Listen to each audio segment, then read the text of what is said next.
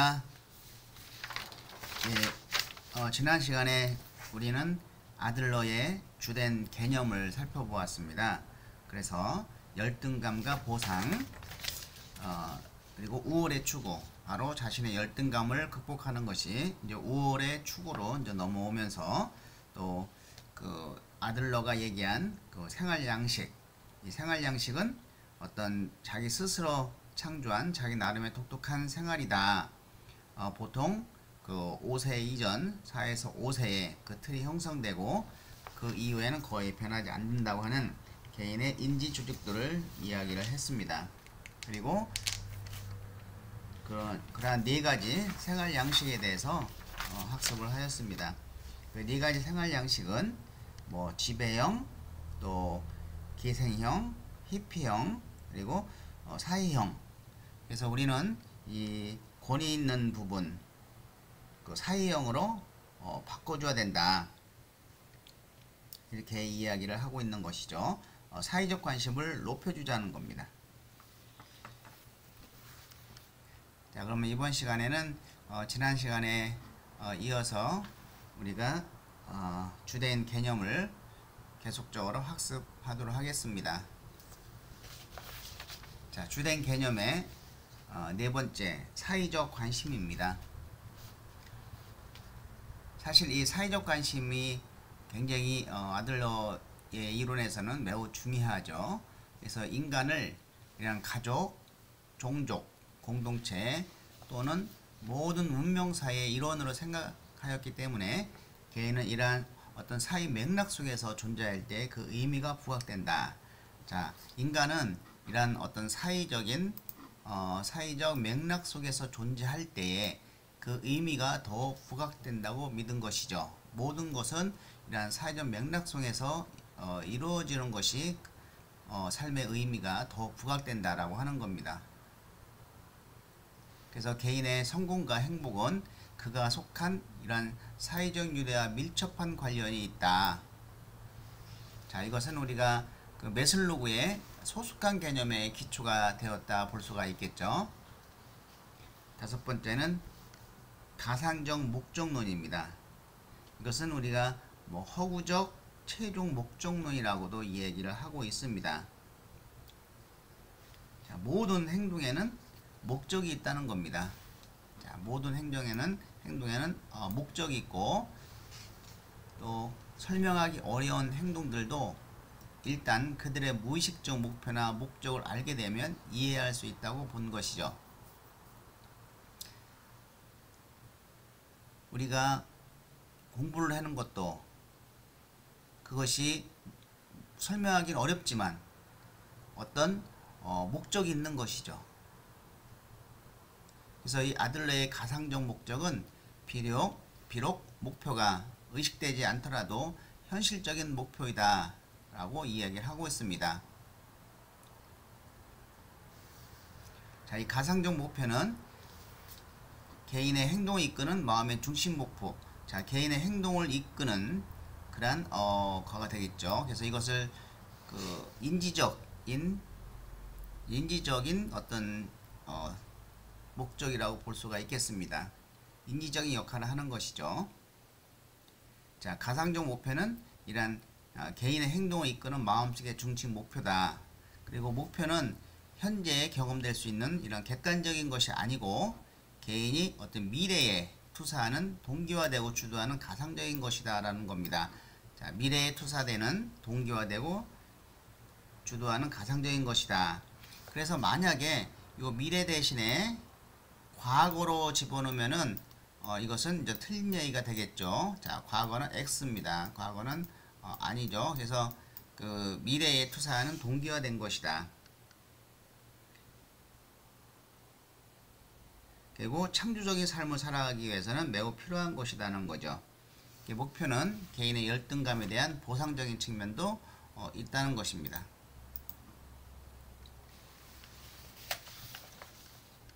예, 여섯 번째는 이제 공동체감. 예, 공동체감인데, 자, 인간의 불안은 단지 어떤 협력을 통해서만 제거될 수 있다. 이는 개인을 공동체와 묶은 것이죠. 그래서 자신을 타인과 연합해서 인식하는 자만이 인생을 편안하게 살아갈 수 있다는 겁니다. 그래서 이 공동체감은 인간이 사회적 존재로 살아가면서 해결해야 할 삶의 과제를 해결할 수 있는 동기를 제공해 준다.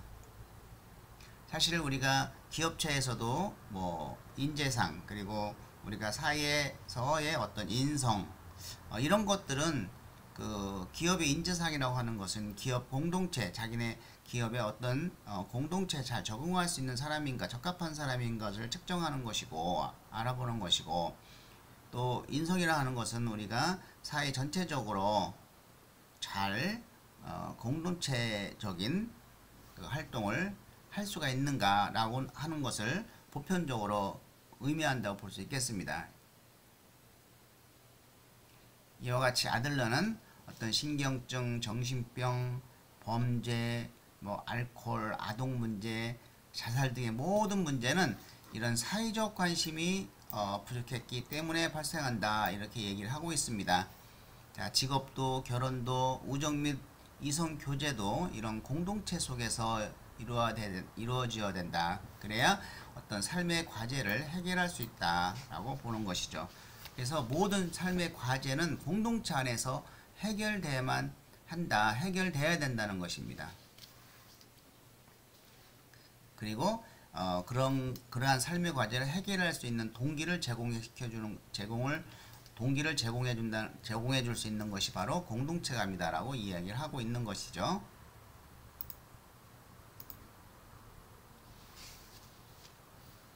예, 7번은 가족도와 출생 순위입니다. 그래서 이 가족도와 출생 순위는 그 자녀의 수와 출생 순위가 성격 형성에 영향을 미친다. 자녀가 뭐 하나나 둘이냐 셋이냐에 따라서 그 성격 형성에 영향을 미치고, 또 출생 순위, 첫째냐 둘째나 셋째나 이런 출생 순위가 성격 형성에 영향을 미친다고 하는 겁니다. 자, 가족 구조는 가족의 사회 심리학적인 형태를 설명하는 것으로 각각의 가족 구성원의 성격 특성들, 감정적인 유대, 자, 출생 순위, 그리고 구성원들 간의 지배와 복종, 연령 차이, 성, 가족의 크기 등 가족 구도의 요인이 되는데, 아들러는 출생 순위가 개인의 성격 형성에 중요한 영향을 미친다고 하였던 것이죠. 자, 출생 순위와 자녀의 수죠. 자녀의 수, 예.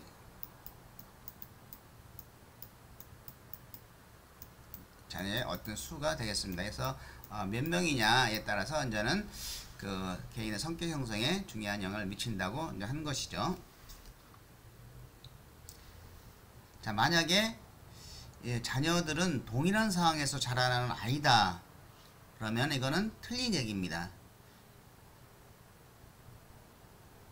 동일한 상황에서 자라나는 아이는 아닌 것이죠. 이제 출생 순위에 따라서 다른 상황에서 자라나는 아이다라고 해야 이제는 우리가 맞는 것이죠. 그래서 이 가족 순위와 출생 순위에서, 가족 구도와 출생 순위에서 뭐 자녀는 동일한 상황에서 자라나는 아이다라고 이야기를 하면은 그것은 틀린 것이다. 이것을 우리가 생각을 좀 해볼 필요가 있겠습니다.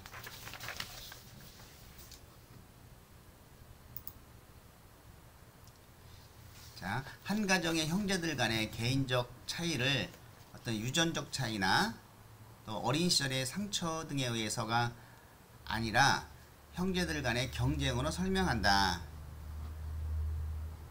자, 형제들 간의 경쟁으로 설명하고, 형제들 간의 개인적 차이를, 그리고 어떤 열등의 경험이 이러한 출생의 순위를 통해서 조건지어져 나갈 수 있음을 제시해 주고, 또 출생의 순위가 한 인간의 열등감 형성과 또 열등감 극복, 기제를 습득하는 데 있어서 매우 중요한 변이 된다라고 하는 것이죠. 그래서 이러한 아들러가 말하는 출생 순위는 바로 이러한 심리적 출생 순위다라고 볼 수가 있겠습니다. 자, 심리적 출생 순위는 한 사람이 지각방심이 어떻게 지각하느냐, 지각방심이며 가족 구성원 내에서 자신의 의치를 해석하는 것으로 정의된다고 합니다. 자, 마지는 리더가 될 수 있는 책임감이 있고 규칙을 고집하고 또 전형적으로 사회적으로 적절한 방법으로 행동하고 즐겁게 사는 성인으로 성장하는 것이죠. 우리도 가정에서 제일 마디가 사실 잘못하면은 형제들 간에 뭐 형제 애라든지 가족 애들이 뭉치기가 좀 어렵죠. 마디가 잘해야 됩니다. 전형적으로 이 사회적으로 적절한 방법으로 행동하고 즐겁게 사는 성인으로 성장을 한다고 합니다. 마디는. 자, 둘째가 태어나면 마디는 이제 폐위당한 왕이 된다. 둘째가 생겼으니까 이제 내리사랑이니까 둘째에게 사랑을 베풀다 보면은 이제 폐위당한 왕이 된다고 표현하고 있습니다. 둘째는 굉장히 경쟁심이 강하고 야망을 가진 아이가 되고, 셋째가 태어난다고 하면 중간 아이가 되는 것이죠.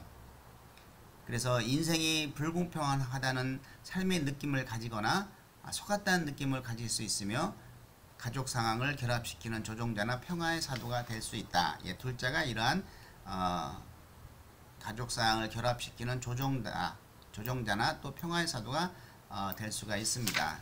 잘 성장을 하면.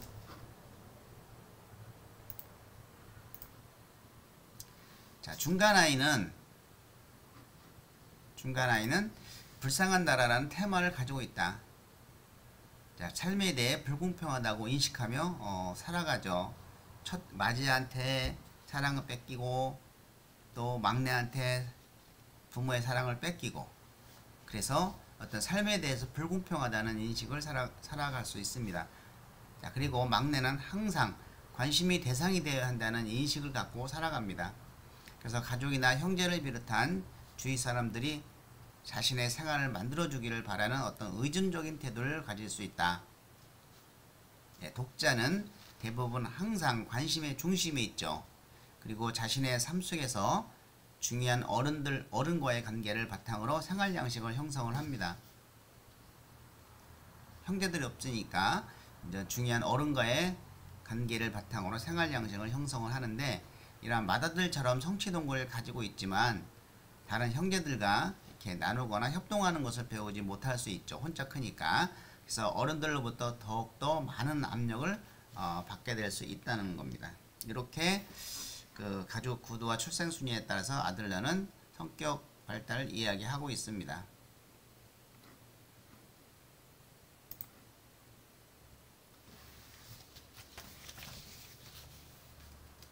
주된 용어의 이제 마지막인 신경적 생활 양식이 있습니다. 이것은 우리는 전 아들러에서는 응석의 생활 양식이라고 하는데요. 그래서 아동은 자신의 노력으로 자신의 삶의 과정을 해결하는 과정을 거치면서 열등감을 극복할 수 있는 능력을 얻게 되고, 이런 공동체감을 형성하게 되는 것이죠.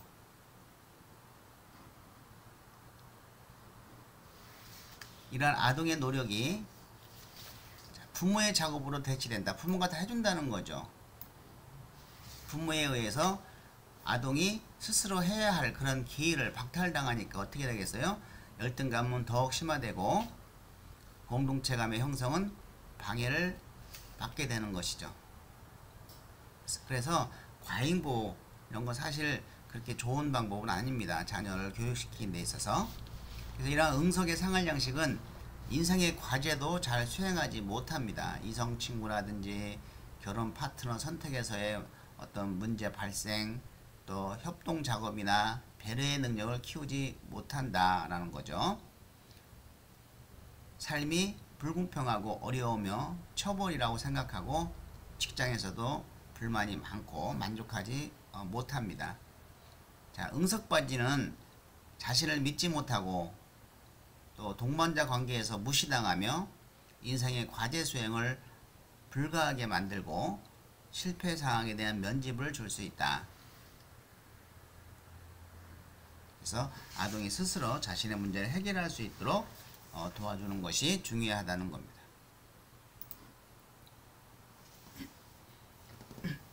예, 그러면 이 아들러 개인주의 상담의 목표 한번 살펴보도록 하겠습니다.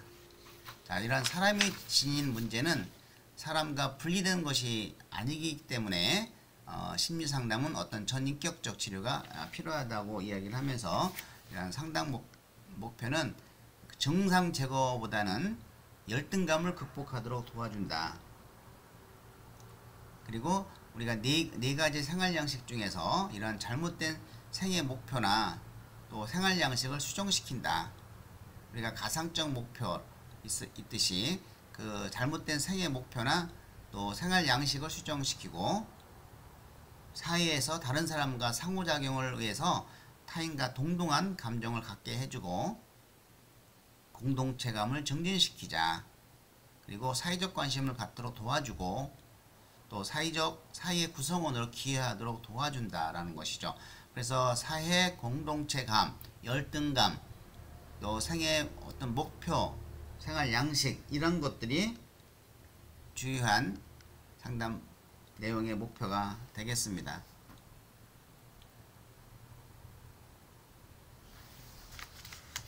자, 우리가 이제 상담의 기법과 적용을 살펴보면은 각 이론마다 중요한 상담 기법들이 있습니다. 그래서 다음 중 개인주의 상담에 포함되지 않는 상담 기법은 뭐냐 이렇게 물어볼 수 있는 것이죠.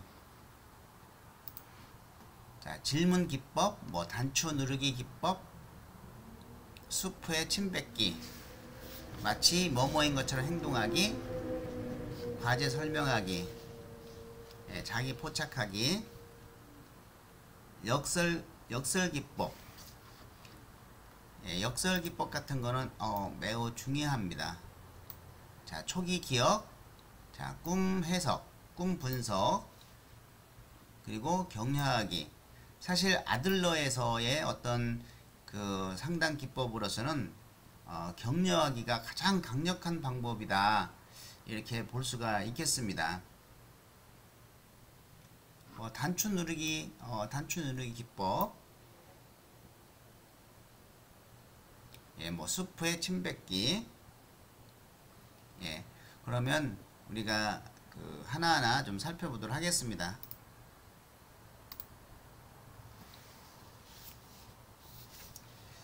아들러의 상담 기법은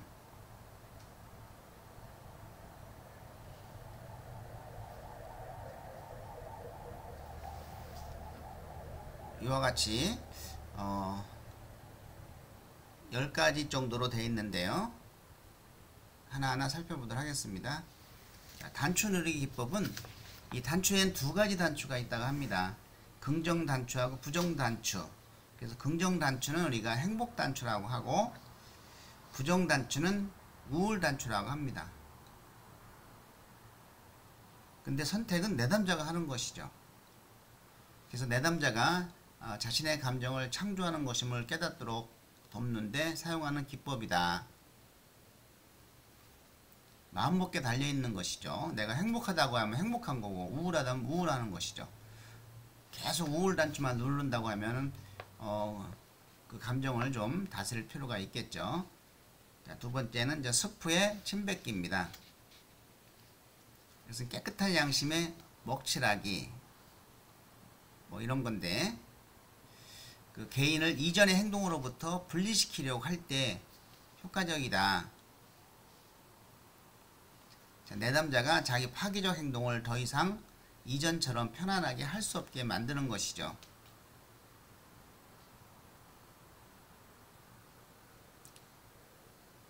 세 번째는 마치 뭐뭐인 것처럼 행동하기입니다. 자, 내담자가 바라는 행동을 실제 장면이 아닌 가상 장면에서 마치 뭐뭐인 것처럼 한번 해보는 겁니다. 또는 바람직한 자신의 모습을 상상함으로써 실제로 그렇게 되도록 하는 것이죠. 우리도 가끔 머릿속에 상상을 하죠. 마치 뭐뭐인 것처럼.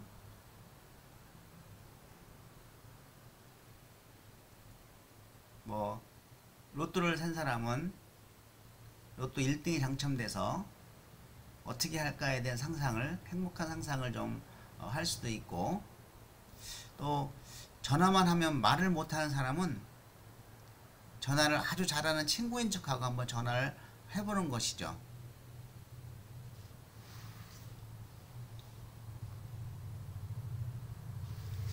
자, 과제 설명하기. 이런 바람직한 행동이나 목표를 설정하여 그것을 꾸준히 반복 실천해 보도록 하는 겁니다. 우리가 가상적 목표에서 이 목표가 중요하죠. 그래서 이런 바람직한 행동이나 목표를 설정을 해서 그것을 꾸준히 반복 실천해 보도록 하는 방법이 바로 과제 설명하기다. 자, 전화를 못하는 내담자에게 하루에 무슨 일이 있어도 전화를 해보도록 숙제를 내는 것이죠. 목표를 설정하는 겁니다. 또는 공동체에 봉사 과제를 한번 내보는 것이죠. 가서 봉사를 해라. 그래서 노숙자라든지 뭐 시사봉사, 식사봉사, 식사봉사 등을 이제는 하게끔 하는 것이죠.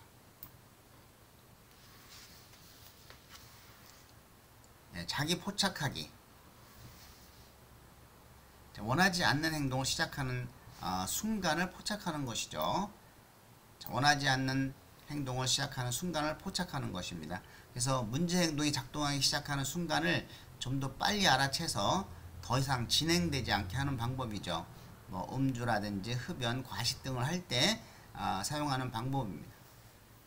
이럴 때 담배나 음식에 대한 기록을 계속하라고 하고 탐닉에 빠지고 있음을 볼 수 있게 하는 것이죠. 너가 지금 저렇게 그 담배에 빠지고 있다, 술에 빠지고 있다 라는 것을 이제 볼 수 있게 하고, 손쉬운 일에 시간을 배분하기보다 어려워도 우선 해야 할 중요한 과제에 마음을 다잡고 몰두를 하게 만드는 것이 이제 자기 포착하기다. 이렇게 우리가 볼 수가 있겠고,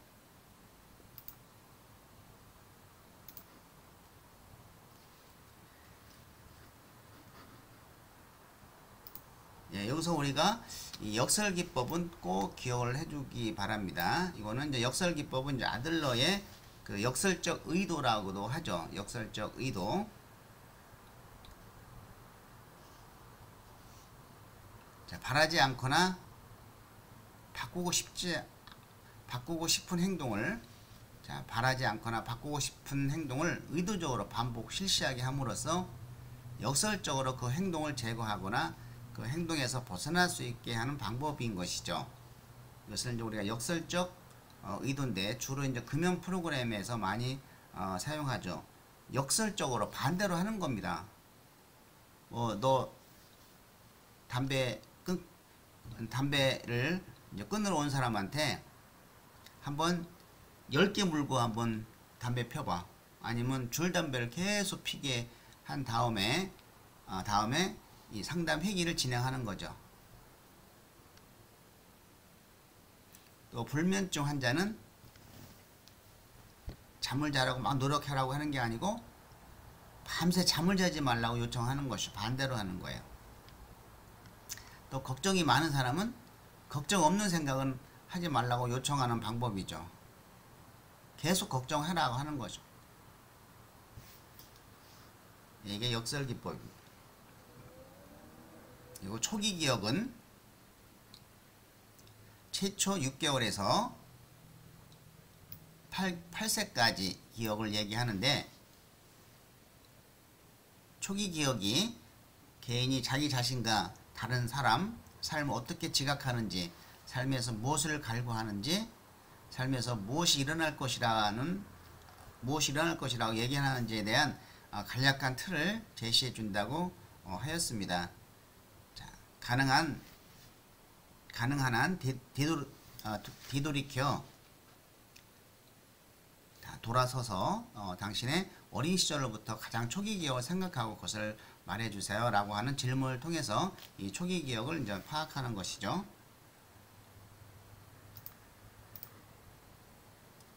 꾼 분석. 프로이드의 꾼 분석은 그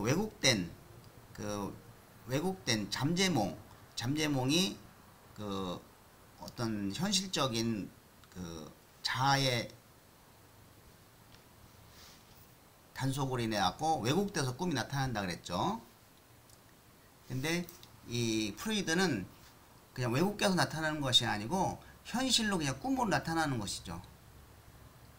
그래서 꿈에 나오는 사건과 대상에 대해서 이런 프로이드처럼 고정된 의미를 두지 않고 각 꿈의 요소의 의미는 꿈을 꾸는 사람에 따라 특수하게 나타납니다. 그래서 해석은 이런 초기 기억, 또 현재 문제, 평소의 경향 등과 같은 다른 증거들과 함께 조화될 수 있어야 합니다.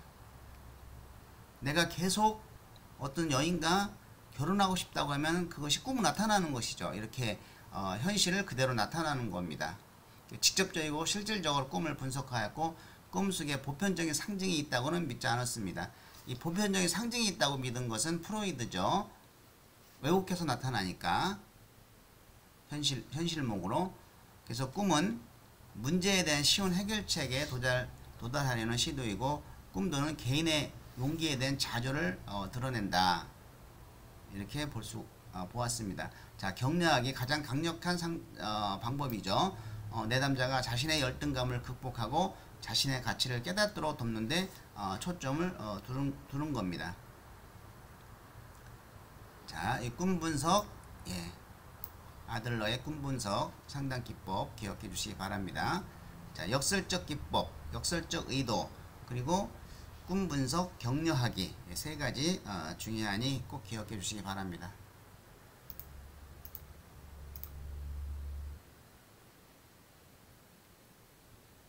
네, 이것으로 오늘 수업을 마치도록 하겠습니다. 예, 수고하셨습니다.